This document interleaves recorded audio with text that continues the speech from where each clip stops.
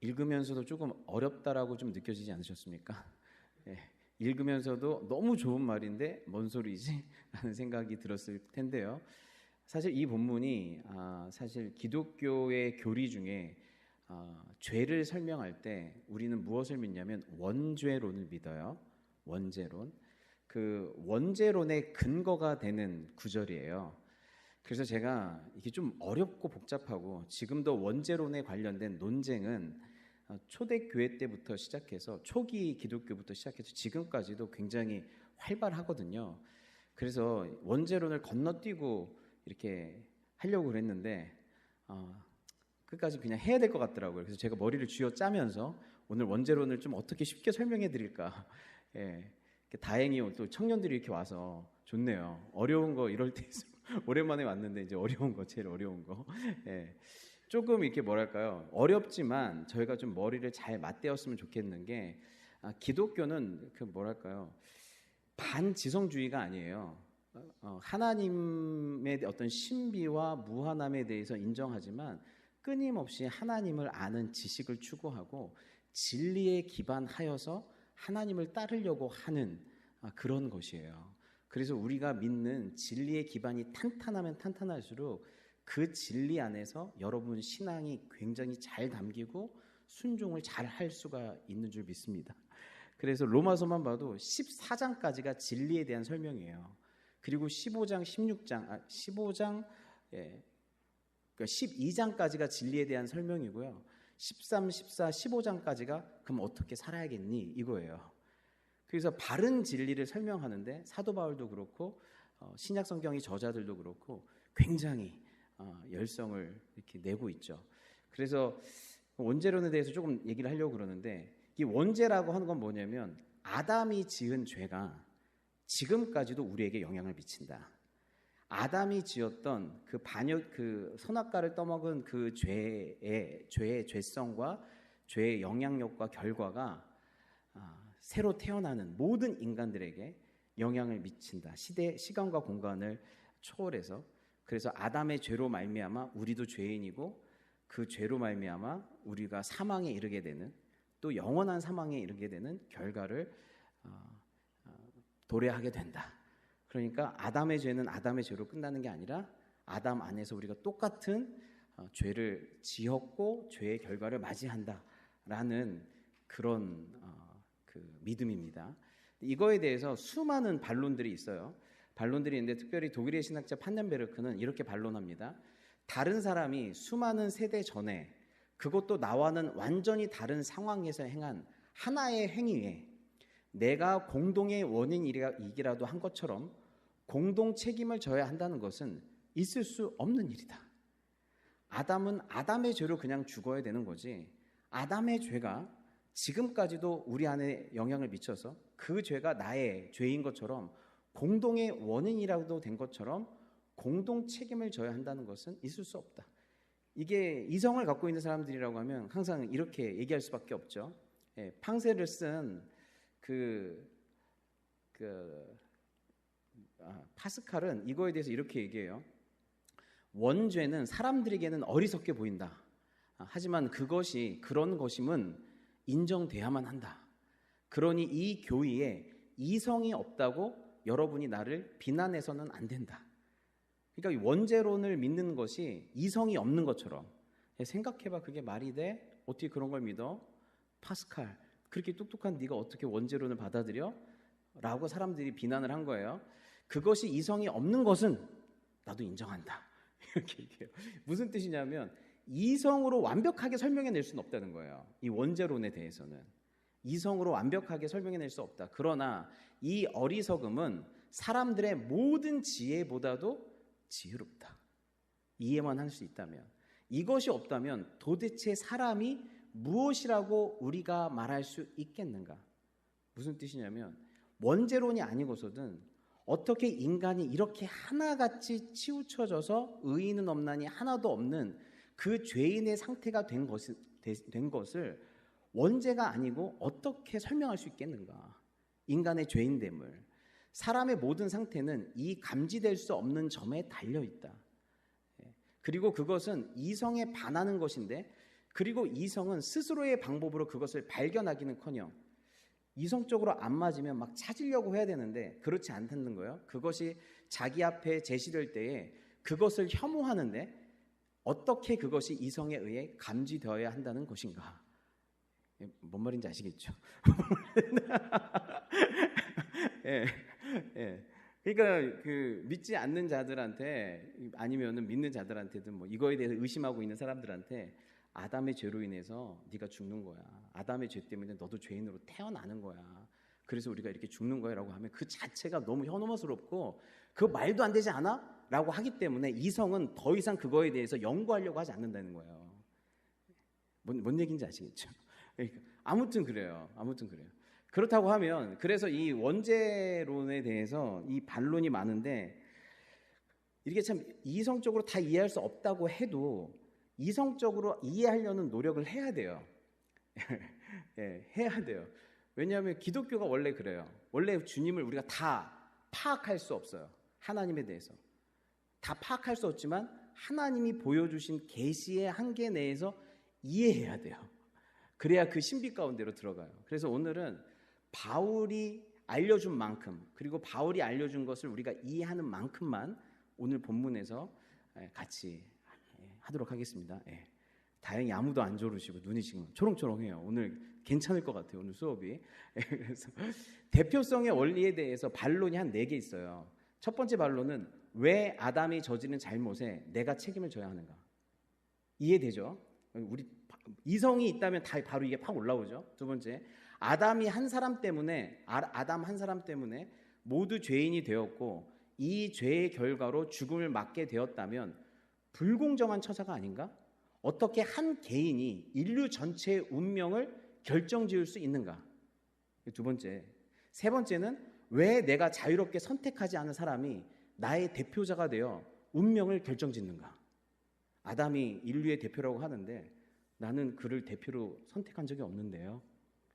뽑아준 적이 없다 이거예요. 네 번째, 왜 나는 아담처럼 실수를 저지르지 않을 더 좋은 대표자를 선택할 자유가 없단 말인가? 예. 여러분, 저도 모르겠어요 하고 기도하고 마쳤으면 좋겠어요.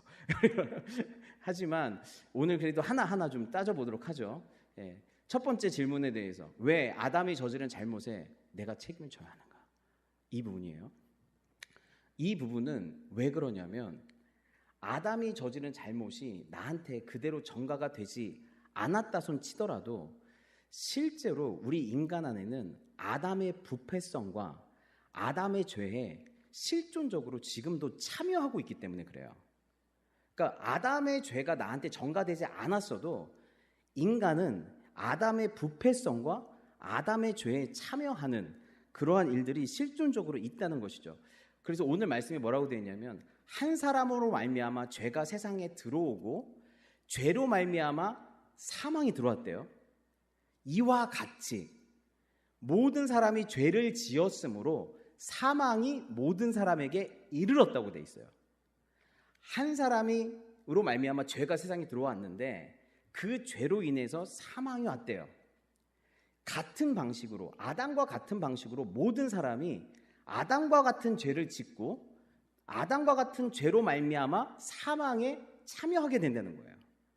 아담의 죄에 참여한다는 것이죠. 그래서 이 다음 구절은 뭐라고 되어 있냐면 13절에 죄가 율법이 있기 전에도 세상에 있었으나 율법이 없었을 때에는 죄를 죄로 여기지 아니하였느니라. 그러나 아담으로부터 모세까지 아담의 범죄와 같은 죄를 짓지 아니한 자들까지도 사망이 왕노릇하였나니 아담은 오실 자의 모형이라 이렇게 돼 있어요. 여기 보시면 아담의 범죄와 같은 죄를 짓지 아니한 자들이 있대요. 아담부터 모세 이 사이에 아담은 어떤 사람이었어요? 선악과 먹지 마라고 하는 하나님의 명령을 어겼던 사람이죠. 모세는 어떤 사람이에요? 하나님의 율법을 받은 사람이죠. 그래서 모세 이후부터는 다 뭐 때문에 사람이 죽어요? 하나님의 율법을 사람들이 지키지 않아서 다 죽는 거예요. 하나님의 율법에 반하는 것이 죄니까. 아담도 마찬가지죠. 먹으면 죽어라고 하는 하나님의 명령과 말씀이 있었는데 그 명령에 순종하지 못해서 죽었죠. 예, 둘 다 하나님의 말씀에 순종하지 않았어요. 그럼 이 사이에 있는 사람들이 있죠. 아담과 모세 사이에 있는 사람들, 율법이 있기 전에 이 사람들은 어떤 사람들이라는 거예요? 아담의 범죄와 같은 죄를 짓지 아니한 사람들이라는 거예요. 이 얘기는 그 영아들이나 지적 장애인들이 태어나자마자 아무것도 모르고 죽은 사람들을 의미하는 게 아니라 그 위에 율법에 있기 전, 율법이 있고 나서 이런 얘기를 하고 있기 때문에 이 사이의 사람들은 율법이 없었음에도 불구하고 죄를 지은 사람들. 그 얘기는 뭐냐면 하나님의 명시적인 말씀이나 율법이 없었음에도 사람들은 뭐를 했다? 죄를 지었다는 거예요. 예. 아담과 같은 종류의 죄를 졌다는 거예요. 그 사람들은. 근데 이들은 어떻게 죄를 졌어요? 하나님의 말씀이 뭔지를 알고 죄를 졌고, 이들은 이 아담과 모세 사이에 명시적인 율법을 받지 않은 이 사람들은 하나님의 말씀을 모르고 죄를 진 거예요. 그러니까 이들은 알면서도 사람은 아담의 죄를 짓고 모르면서도 아담의 죄를 짓는다는 거예요. 그래서 다 아담과 같은 죄에 참여하여서 아담과 같은 결과에 이를 수밖에 없다라는 것입니다. 여기서 두 가지가 있을 수 있는데요. 그건 아담이 갖고 있는 그 부패성이, 아담이 죄를 짓고 있었던 그 부패성이 우리 안에 전염되어서 같은 죄를 짓고 있다라고도 볼 수도 있고, 아니면 혹 우리가 아담의 부패성을 갖고 있지 않고 원죄가 없었을지라도 우리가 이 땅에 살면서 우리는 누구나 다 아담과 같이 유혹되고 넘어져서 똑같은 죄의 길로 갈 수밖에 없는 존재들이란 걸 암시하기도 하는 거예요. 그러니까 이거는 이 두 가지를 얘기를 하는 것이죠. 그렇기 때문에 그렇다고 하면 우리 아담의 죄가 무엇인가? 인간은 실존적으로 어떻게 아담의 죄가 우리 안에 있고 우리 안에서 아담의 죄에 참여하는가를 보게 되죠. 그럼 아담의 죄는 무엇인가? 본성적으로 그것을 한번 보죠. 창세기 3장 1절에서 6절인데, 그런데 뱀은 여호와 하나님이 지으신 들 짐승 중에 가장 강교하니라. 뱀이 여자에게 물어 이르되 하나님이 참으로 너희에게 동산 모든 나무의 열매를 먹지 말라 하시더냐. 여자가 뱀에게 말하되 동산 나무의 열매를 우리가 먹을 수 있으나 동산 중앙에 있는 나무의 열매는 하나님의 말씀에 너희는 먹지도 말고 만지지도 말라 너희가 죽을까 하노라 하셨느니라. 뱀이 여자에게 이르되 너희가 결코 죽지 아니하리라. 3절은 누구의 말씀이었어요? 하나님의 말씀이었고 4절은 누구의 말이에요? 뱀의 말인 거예요. 그런데 너희가 그것을 먹는 날에는 너희 눈이 밝아져 하나님과 같이 되어 선악을 알 줄 하나님이 아심이니라라고 되어 있어요. 여러분, 첫 번째 부패, 첫 번째 타락이 무엇이죠? 아담이 갖고 있는 첫 번째 부패와 타락, 하나님의 말씀보다 누구의 말씀을 더 신뢰한 거예요? 마귀의 말을 더 신뢰한 거예요. 왜냐하면 하나님의 말씀을 의심하고 불신하기 시작했어요. 그러니까 하나님의 말씀을 믿는 것에서 실패하기 시작했어요.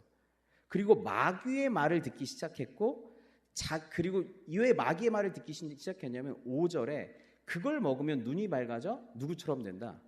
하나님처럼 된다는 거예요. 그러니까 먹으면 죽는다라는 말하고 먹으면 하나님처럼 된다는 이 유혹 속에서 어떤 말을 믿고 싶어요? 개인적으로 먹으면 한 방에 하나님처럼 된다는 말을, 먹으면 죽는다는 말보다 먹으면 한 방에 하나님처럼 된다는 말을 더 믿고 싶죠. 이게 첫 번째 타락이에요. 내가 믿고 싶은 걸 믿기 시작한 거예요.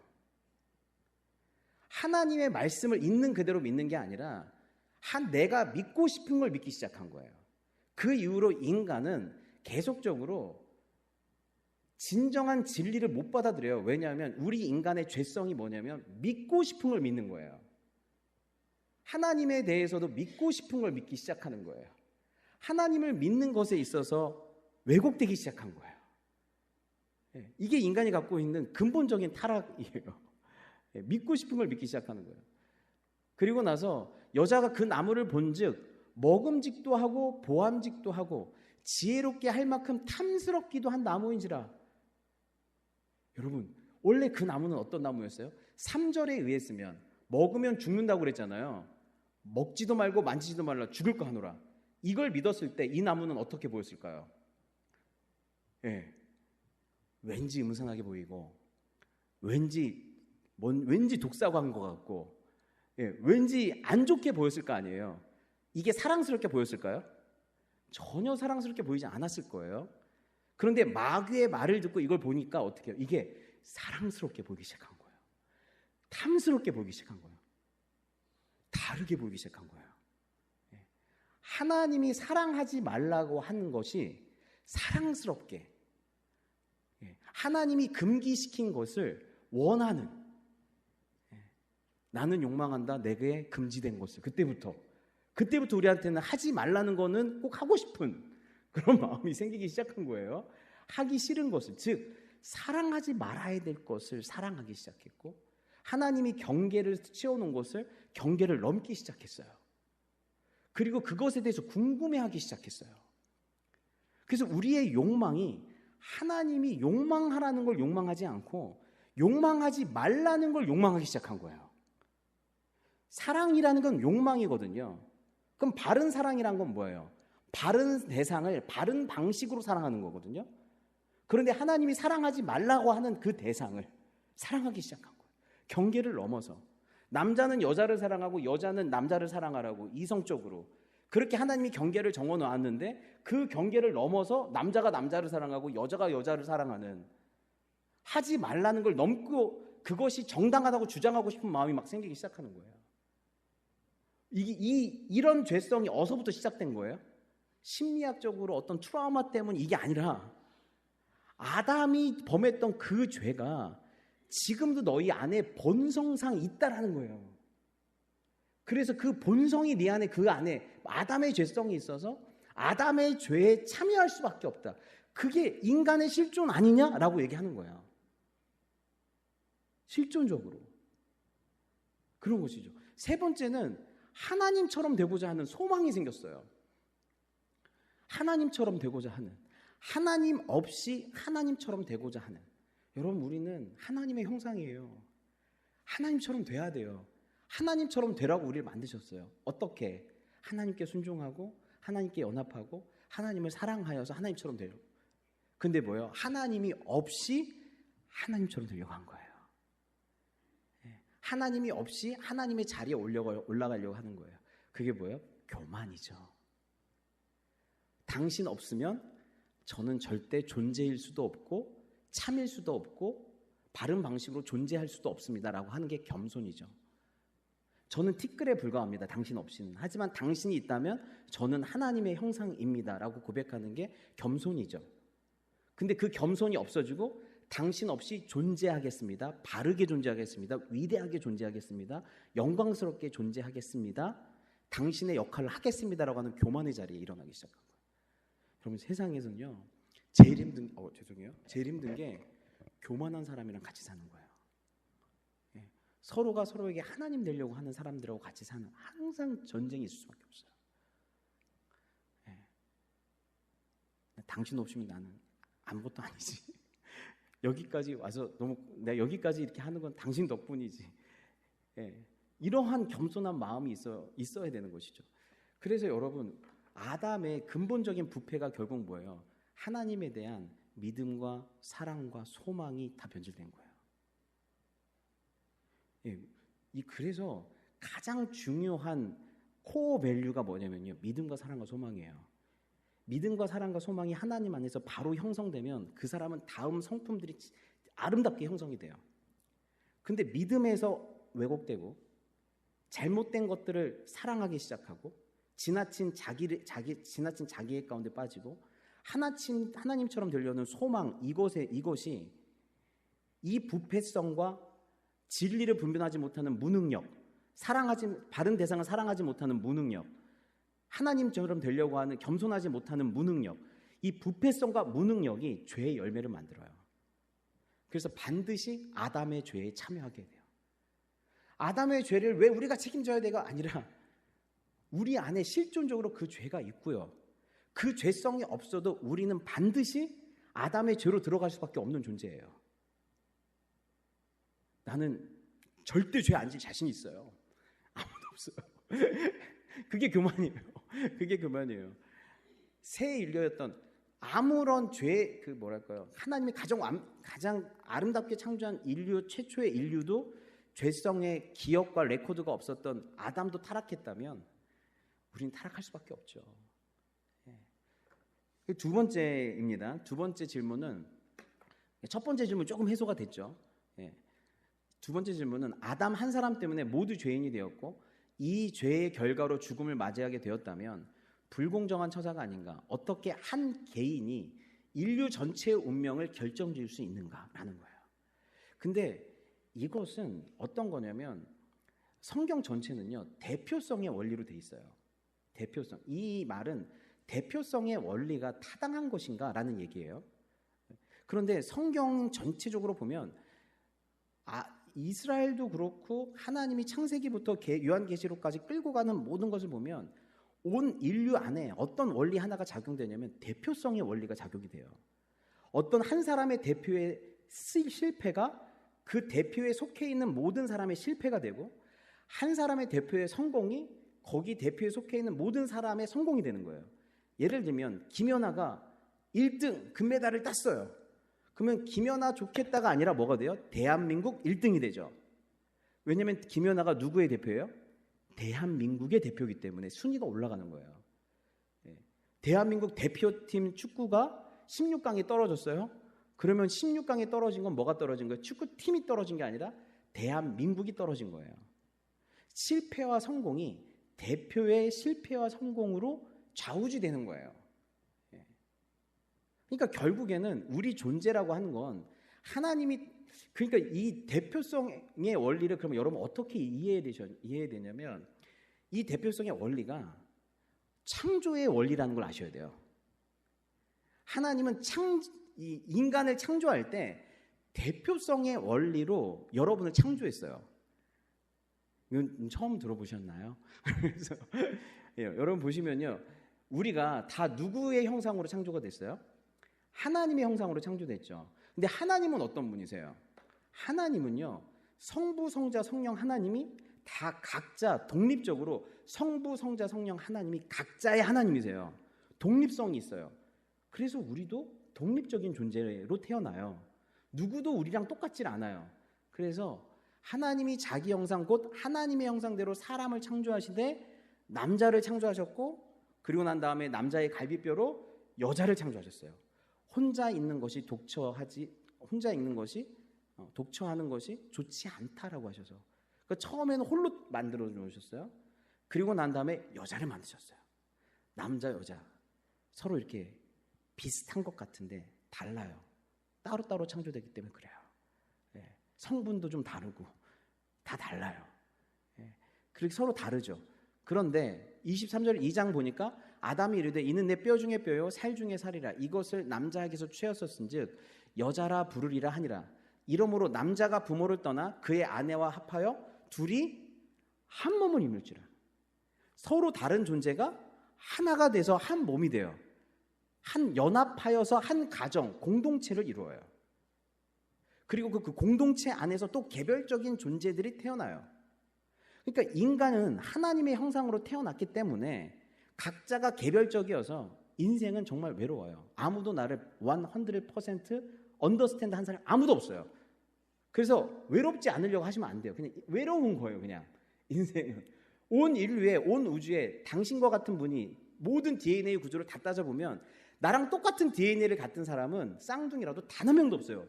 온 우주 역사 속에서. 그러니까 나는 외로울 수밖에 없다는 거예요. 성격 유형으로 막 이렇게 INTJ 뭐 ESTP 뭐 이렇게 막 유형으로 맞춰서 야 우리끼리 막 비슷하다 막 이럴 수는 있지만 그 안에서도 다 달라요. 똑같은 외향형도 다 다르고 똑같은 뭐 판단형도 다 다르고. 그러니까 결국에는 참 같지만 다르고 외로워요. 하지만 우린 동시에 뭐예요? 공동체적인 존재로 태어났어요. 누구도 공동체 홀로 태어날 수가 없어요. 공동체 안에서 태어나고 공동체 안에서 부모와 아빠의 연합으로 내가 나타나고 그분의 DNA를 받고 그분의 돌보심을 통해서 내가 존재해요. 그래서 인간은 개별적이면서 동시에 뭐예요? 공동체적 존재예요. 왜냐하면 하나님의 형상이니까. 근데 한 가지의 특징이 더 있어요. 한 가지의 특징. 그게 뭐냐면 이거 다 같이 한번 읽겠습니다. 시작. 그러나 나는 너희가 알기를 원하노니 각 남자의 머리는 그리스도요 여자의 머리는 남자요 그리스도의 머리는 하나님이시니라. 여러분, 이게 되게 놀라운 얘기예요.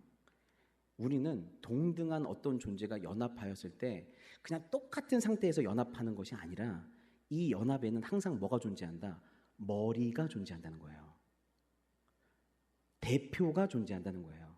남자와 여자가 연합했을 때 그 대표가 누구라는 거예요? 남자가 대표가 된다는 거예요. 그리고 남자와 여자의 모든 인류가 같이 연합했을 때는 그 온 인류의 대표가 누구라는 거예요? 남자의 머리가 그리스도라는 거예요. 그리고 그리스도의 머리는 누구라고요? 하나님이시래요. 그럼 여기에 놀라운 이 연합의 원리가 있는데요. 성부, 성자, 성령 하나님은 그분들이 공평하시고 본질상 동등하시고 영광도 동등하시지만 그분의 연합들 속에서는 뭐가 있다? 성부, 성자, 성령 하나님의 머리가 있으시다는 거예요. 그 대표가 있으시다는 거예요. 누구다? 하나님이시다. 그리스도의 머리는 하나님이시라는 거예요. 그렇다고 하면 하나님이 하나님의 형상으로 인간을 창조했다는 건 하나님이 개별적이면서도 공동체적이고 그 안에 대표가 있는 것처럼 우리도 개별적이면서도 공동체적이며 우리의 연합 안에도 뭐가 있다? 인간은 대표가 있다는 거예요. 그러니까 이거를 이해하고 싶다, 이해 안 하고 싶다의 문제가 아니라 우리 창조 원리 자체가 인간의 존재 방식 자체가 하나님의 형상으로 태어났기 때문에 인간 안에는 누구나 대표가 있다는 거예요. 저희 갑자기 생각나는데 저 이번에 그 살로메의 아버님이 돌아가셨잖아요. 우리 에드워드 유 장로님 돌아가셨는데 그러면서 살로메랑 남편인 스캇 트리펠하고 얘기할 기회가 좀 많았어요. 근데 스캇 트리펠이 이번에 재직훈련 받으면서 저한테 그랬어요. 살로메랑 처음 결혼할 때 그랬대요. 내가 보니까 니네 가정이 다, 왜냐면 에드워드 유 장로님이 어렸을 때부터 아이들을 새벽 4시에 깨웠대요. 새벽 4시에 깨워서 애들 다 깨워서 새벽 기도를 같이 드린 거예요. 같이 찬송 크게 하고 같이 말씀 읽고 새벽 기도를 드린 거예요. 어마어마하죠. 주원아, 난 그 정도는 아니잖아. 넌 수요예배만 오면 되잖아. 주원아, 정신 똑바로 차려. 안 그러면 너 새벽 5시에 깨우는 수가 있어. 그래서 그렇게 한 거예요. 그러니까 살로메가 얼마나 믿음이 좋았겠어요. 그래가지고 살로메랑 이렇게 결혼을 하는데 그 스캇 트리펠 그 형제가 그랬대요. 내가 보니까 니네 가정이 다 믿음의 가정이고 너도 신앙이 좋은 것 같으니까 믿음 파트, 교회 파트는 네가 알아서 해. 내가 나머지 재정 파트와 애들 교육 파트 이런 거 내가 맡을게. 그렇게 얘기했대요. 그랬더니 살로메가 그랬대요. No. 나랑 결혼한다는 건 당신이 우리 집의 제사장이 된다는 거야. 당신이 우리 집의 프리스트가 된다는 거야. 당신이 제사장이 되셔야 됩니다. 나는 당신의 영적 다스림과 영적 리더십에 순종하면서 잘 따라갈 거니까 당신이 우리 집의 영적인 머리라는 걸 잊지 마세요. 딱 그랬대요. 대박. 그렇죠. 네, 그거라도 내가 잡고 막 흔들어야겠다가 아니라 당신이 리더십이다 이렇게 한 거예요. 그리고 나서 스캇 트리펠이 정신이 나면서 그 다음부터 내가 집 가정을 위해서 어떻게 신앙적으로 잘 이끌어야 되고 내가 믿음을 어떻게, 왜냐하면 이 믿음은 나만을 위한 믿음이 아니라 쫓아가는 믿음이 아니라 내가 이 가정의 대표성을 가지고 이 가정을 영적으로 이끌어야 되니까. 네. 그래서 여러분 남자들이요, 손을 들어 여러분의 가정을 위해서 영적 리더십을 발휘하기 위해서 여러분 깨어서 기도하시고 누구보다 더 열심히 신앙생활 하시기 바랍니다. 그래 하셔야 돼요. 왜냐하면요, 우리는 태어날 때부터 대표를 가지고 태어나요. 하나님의 형상이기 때문에 태어날 때부터 첫 인류의 대표였던 아담을 대표로 해서 우리가 태어나는 거예요. 그러니까 대표를 바꿀 수가 없어요. 갑자기 끼어드는 그런 게 아니에요. 창조의 원리이기 때문에 그렇습니다. 그러면서 이게 좋은 이유 중에 하나는 그 대표를 잘못 만나서 죄와 사망이 이르렀지만 다행히 예수 그리스도라고 하는 대표, 새로운 대표가 있으므로 이분의 선하심과 의로우심과 완전하심에 의해서 이 대표의 승리에 의해서 우리가 동시에 어떻게 돼요? 구원도 받게 되는 거예요. 예수 그리스도를 통해서 우리가 구원받으려면 예수님이 우리의 머리가 되셔야 돼요. 대표가 되셔야 돼요. 그러면 우리의 어떠함과 상관없이 내가 예수께 속했다는 것만으로, 예수님이 내 안에 머리라는 것만으로, 믿음으로 내가 예수님과 연합했다는 그 이유 하나만으로, 그분의 대표, 그분이 내 인생의 대표라는 것만으로 여러분들이 구원을 받는 거예요. 그래서 오늘 말씀에서 이렇게 대조가 있어요. 그러나 이 은사는, 여기 은사는 선물이라는 게 아니라 예수님이 행하신 일을 얘기해요. 이 은사는 그 범죄와 같지 아니하니 곧 한 사람의 범죄를 인하여 많은 사람이 죽었은즉 더욱 하나님의 은혜와 또한 한 사람 예수 그리스도의 은혜로 말미암는 선물은 많은 사람에게 어떻게 했대요? 넘쳤대요. 아담이 대표로서 이룬 죄와 사망보다 예수 그리스도께서 이룬 그 은혜와 선물이 더욱 넘쳤다. 그러니까 아담보다 더 탁월한 대표, 더 풍성한 은혜를 주시는 대표, 하나님의 은혜와 또한 한 사람 예수 그리스도 은혜로 말미암은 선물은 많은 사람에게 넘쳤다. 넘친다라는 표현을 해요. 더욱이라는 표현과 넘쳤다는 표현. 그래서 이 선물은 범죄한 한 사람으로 말미암은 것과 같지 아니하니 심판은 한 사람으로 말미암아 정죄에 이르렀으나 은사는 많은 범죄로 말미암아 의롭다 하심의 이름이니라. 죄인을 심판하는 거랑 죄인을 어떻게 해요? 의롭다게 하는 거는 용서까지 해야 되고 거기다 의로움까지 줘야 되니까 더욱 넘치는 은혜가 있어야 돼요. 간단하게 죄를 심판하는 거랑 죄인을 의롭다 만드는 건 이렇게 완전히 달라요. 더 큰 은혜, 넘치는 선물이 있어야만 죄인이 의롭게 되고 하나님의 자녀가 되는 역사가 있는 것입니다. 그 이유는 뭐냐? 예수 그리스도가 대표이기 때문이다라는 거예요. 그러니까 우리는 예수 그리스도를 통해서 그 은혜로 그분이 대표가 되심으로 여러분은 거저 하나님 나라의 상급을 얻고 큰 은혜의 선물을 받는 겁니다 하면 아멘 그래요. 근데 아담이 대표가 돼서 여러분들 다 죄 가운데 죽는 겁니다 그러면 그건 불공평하죠. 그럼 말이 안 되죠. 그렇죠. 이것 자체가 우리가 죄인이라는 증거죠. 그렇죠. 사실 똑같은 얘기예요. 그런데 하나님은 예수 그리스도를 통해서 여러분을 다 건지시기 위해서 창조할 때부터 여러분 안에 대표성의 원리를 심으신 거예요. 우리의 인생의 대표가 누구냐? 우리 인생의 운명은요, 사실 내가 어떻게 하냐에 달라있지 않아요. 내가 어디에 속해 있느냐, 어떤 공동체 안에 속해 있느냐, 내 머리가 누구냐, 누가 날 다스리느냐, 거기에 사실 우리의 운명이 달려있어요. 그래서 두 번째, 대표성의 원리가 우리를 구원하는 원리다. 그래서 이것은 unfair한 것이 아니라 이것은 창조의 원리고 우리를 구원하는 원리이기 때문에 대표성의 원리는 우리가 붙들어야 된다. 이것이 두 번째 질문에 대한 답이에요. 세 번째는 왜 내가 자유롭게 선택하지 않은 사람이 나의 대표자가 되어 운명을 결정해야 되는가라는 것이죠. 이건 진짜 죄인들만 이렇게 얘기할 수 있어요. 왜냐하면 내가 자유롭게 내 대표자를 선택할 수 있다는 건요, 내가 내 존재와 존재 방식을 선택할 수 있다는 거예요. 우리 종종 이런 말 하죠. 다음 생에 태어나면 난 독수리로 태어날 거야. 훨훨 날아서. 난 다음 생에 태어나면 코끼리로 태어날 거야. 아니면 난 다음 생에 태어나면 남자로 태어날 거야. 나는 유대인으로 태어날 거야. 어디 사람으로 태어날 거야. 다음 생에는 내가 이런 16세기에 태어날 거야. 이런 거 있잖아요. 그런 말들이 있잖아요. 근데 그거는 그냥 여러분의 즐거운 상상에 불과해요. 왜냐하면 인간은 내가 어떤 존재가 되기로 결정하고 어떤 존재가로서 내가 태어나겠다라고 하는 존재와 존재 방식을 인간은 스스로 결정할 수가 없어요. 여러분 중에 한 명도 내가 남자로 태어나고 싶어서 남자로 태어난 사람 없죠. 여자로 태어나고 싶어서 한국 사람으로 태어나고 싶어서 태어난 사람 없죠. 왜 그러냐면요, 그럴 수가 없어요. 달걀은 내가 어떤 존재가 되겠다고 결정할 수 없어요. 그냥 닭이 낳는 거예요. 내가 스스로 나는 어떤 존재가 되겠다라는 걸 결정할 수 있는 사람은 온 우주에 하나님 한 분밖에 없어요. 하나님 한 분만 나는 내가 어떤 존재가 되겠다라는 걸 최초로 결정할 수 있어요. 그걸 창조주라고 그런 거예요.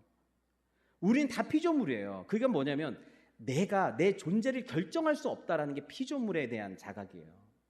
근데 창조주는 어떤 분이냐면 모세가 하나님에게 이르되 내가 이스라엘 자손에게 가서 이르기를 너희 조상의 하나님이 나를 너에게 보내셨다 하면 그들이 내게 묻기를 그의 이름이 무엇이라 하리니 내가 무엇이라고 그들에게 말하리까? 하나님 누구세요? 물어봤어요. 그랬더니 하나님 뭐라고 그래요? 다 같이 읽겠습니다. 시작. 하나님이 모세에게 이르시되 나는 스스로 있는 자니라. 또 이르시되 너는 이스라엘 자손에게 이같이 이르기를 스스로 있는 자가 나를 너희에게 보내셨다 하라. 하나님만 스스로 계신 거예요. 우리 모두는 우리 위에 누가 있어야 되고 또 어떤 것을 의존해서 존재하게 돼 있어요. 그러니까 존재의 근원이 있어야 되고 어떤 것에 기대어 나라는 게 존재가 돼요. 근데 하나님만 존재의 근원이 없어요. 그냥 하나님이 모든 거의 근원이에요. 그리고 스스로 계실 수 있어요. 어떤 것도 의지하지 않고. 그리고 뭐예요? 스스로 있다라는 말의 또 한 가지 뜻은 뭐냐면 나는 내가 되고자 하는 대로 된다라는 거예요. 나는 내가 되고자 하는 존재가 된다는 거예요. 하나님만 창조주 하나님이세요. 그리고 그 창조주 하나님이 여러분을 어떤 존재로 부르시고 그리고 그런 존재로 지어내세요. 부르심과 지으심이 누구한테 있는 거예요? 하나님께 있는 거예요. 나는 내가 내 대표를 선택한다. 그럼 말이 안 돼요. 내 존재의 대표를 네 존재도 네가 선택할 수 없는데 네 존재의 대표를 네가 사람으로 태어날지 코끼리로 태어날지 인간으로 태어날지 짐승으로 태어날지도 내가 선택할 수 없는데 네 존재의 대표를 네가 결정한다고? 존재를 결정하고 존재의 대표를 결정하시는 분이 누구다? 하나님이시라는 거예요. 우리는 그분의 부르심과 지으심 속에서 있는 거예요. 여러분을 인간으로, 남자로, 한국 사람으로 부르셨고 지으셨고 지금 있게 하신 분은 하나님이세요. 그럼 우리 자유는 없는 겁니까? 있죠. 응답하는 자유가 있죠. 하나님, 그건 하나님 영역이죠. 하나님이 그렇게 부르신 거죠. 그걸 갖고 제가 왈가왈부 할 수 없죠. 그럼 저는 이렇게 하나님 날 부르시고 이렇게 지으셨는데 어떻게 하나님 안에서 춤을 추어 드릴까요? 어떻게 감사하며 응답하면서 이 주어진 것 안에서 하나님 앞에 응답하면서 살아갈까요? 아니요, 끝까지 저는 제 인생은 제가 결정할 겁니다. 내 존재 방식도 제가 결정할 거고 내 존재의 근원도 하나님이라고 설정하지 않을 거예요. 이렇게 살 수도 있고요. 하나님의 부르심과 지으심을 받아들여서 거기에 응답하는 자유로 반응할 수도 있어요. 여러분, 우리가 그렇습니다. 그리고 마지막 질문은 뭐냐면 왜 나는 아담처럼 실수를 저지르지 않을 더 좋은 대표자를 선택할 자유가 없단 말인가? 이거에 대해서 유일하게 있다. 유일하게 있다라고 얘기할 수 있어요. 우리의 창조는 주어진 거기 때문에 그냥 받아들여야 돼요. 그런데 우리에겐 뭐가 있어요? 예수 그리스도 안에서 재창조가 있어요. 예수 그리스도 안에서 하나님이 여러분을 새로운 피조물, 그런즉 그리스도 예수 안에 있으면 새로운 피조물이라. 이전 것은 지나갔으니 보라 새 것이 되었도다. 주님께서 아담을 대표로 하는 모든 인류가 결국 죽을 수밖에 없기 때문에 새로운 인류의 대표로서 누굴 보내신 거예요? 우리 주 예수 그리스도. 이분은 아담의 모형이니라 그러셨죠. 아담과 같은 대표가 예수 그리스도가 오셨다는 거예요. 예수 안에서 여러분들을 재창조하신 거예요. 재창조하신 거예요. 창조 안에는 항상 뭐가 있다고 그랬죠? 독립성과 연합성과 대표성이 있다고 그랬죠. 재창조 안에서 예수 그리스도를 여러분의 머리로, 대표로 선택할 수 있는 기회를 주셨어요. 예수 그리스도를 내 인생의 대표로, 머리로 선택할 수 있는 유일한 기회를 주셨어요. 어마어마한 기회를 주셨어요. 누구든지 예수를 믿는 자마다 영생을 얻게 되는, 생명이 왕노릇하게 되는 기회를 주신 거예요. 예. 이게 너무 놀라운 것이죠. 우리는 그가 만드신 바라 그리스도 예수 안에서 선한 일을 위하여 지으심을 받은 자니, 이제는 아담 안에서 죄를 지을 수밖에 없는 그런 존재였다가 죄의 부패성을 이제는 예수 그리스도 안에서 뭐예요? 선한 일을 위하여 지으심을 받고 선한 일을 할 수 있는 능력을 우리에게 주셨어요. 그렇게 부르셨고 그렇게 지으셔서 이제는 예수 그리스도를 머리로 하여 그 머리가 주는 은혜와 사랑과 생명력으로 선한 일에 참여할 수 있는, 그래서 한 사람의 범죄로 말미암아 사망이 그 한 사람을 통하여 왕노릇하였은즉 더욱 은혜와 의의 선물을 넘치게 받은 자들, 은혜와 의의 선물을 넘치게 받은 자들이 누구예요? 예수님을 머리로 한 새로운 피조물들, 예수 그리스도를 믿고 예수님과 연합하여서 이제 예수님을 내 인생의 머리로 둔, 내 인생의 대표로 둔 그 사람들, 그렇게 대표가 됐다는 것 자체가 네 인생의 은혜와 의의 선물을 넘치게 이미 받았다는 거예요. 내 인생은 하나님 왜 이렇게 힘들고 초라하고 비교되고, 아니요, 이미 다 받았다 이 인간들아. 이게 주님의 마음이에요. 다 줬어, 다 줬어. 예수 주고 성령 줬어, 나 줬어, 다 줬어. 이거예요. 이미 더욱 은혜와 의의 선물을 넘치게 받았어요. 예수님이 대표라면. 그 사람들은 뭐예요? 한 분 예수 그리스도를 통하여서 생명 안에서 왕노릇하리로다. 생명이 왕노릇하는, 죽음이 왕노릇, 사망이 왕노릇하는 게 아니라 은혜와 생명이 왕노릇하는, 나를 믿는 자는 죽어도 살겠고 살아서 믿는 자는 영원히 죽지 않는 그 삶이, 인생이, 그 창조의 원리로 예수 그리스도가 대표가 된 사람은 그 예수 그리스도의 생명력이 넘치는 인생이 살 수 있는 능력이 여러분 안에, 예수 안에서 있는 줄을 믿습니다. 아멘, 아멘. 그래서 여러분, 좀 복잡했지만 집에 가서 다시 들으시고 다시 정리하셔서 예수님이 내 인생의 대표가 된 것, 그리고 그 대표의 원리로 나를 구원한 것이 창조의 원리고 유일하게 우리를 구원할 수 있는 원리인 것을 깨달아 이 원죄론이 우리의 머리를 아프게 하는 것이 아니라 은혜로다의 찬양이 나오시는 저와 여러분 되시기를 바랍니다. 같이 기도하겠습니다.